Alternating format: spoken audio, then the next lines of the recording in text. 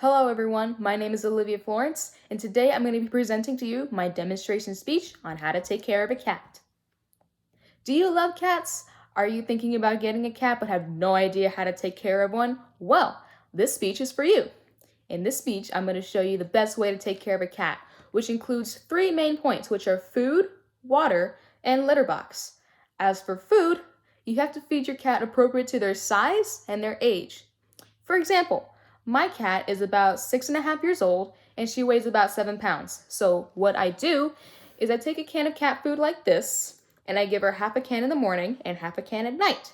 And because it's half a can and not a whole can, I usually prepare two bowls of food for her at the same time and just give her one and refrigerate the other, because if you're using wet food, then you have to refrigerate any meals that you are not going to give to the cat immediately.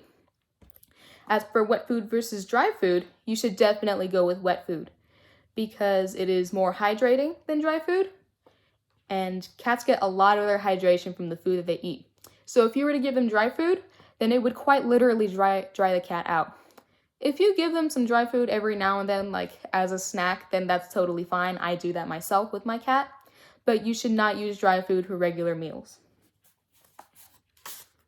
As for treats, they should be given in moderation, just like anything else.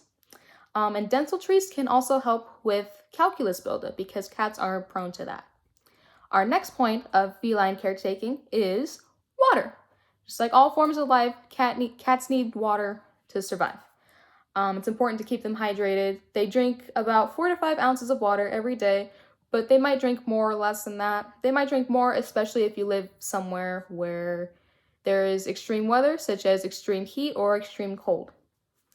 For my cat, I use a bowl of this size because I actually used to have 2 cats. It was my cat's brother, but unfortunately he passed away over the summer from unknown causes. But when he was here, I would have to make sure to use one bowl for the 2 of them.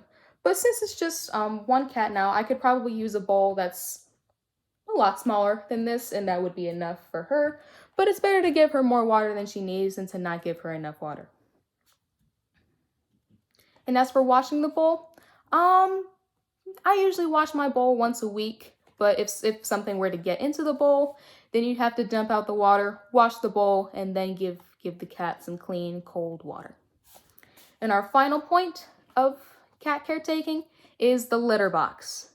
Now, I know that might be a daunting task to some people, but let me tell you right now, it is not as gross as you think. It's not that bad at all. The litter box should be cleaned daily. Daily, yes. And let me show you how.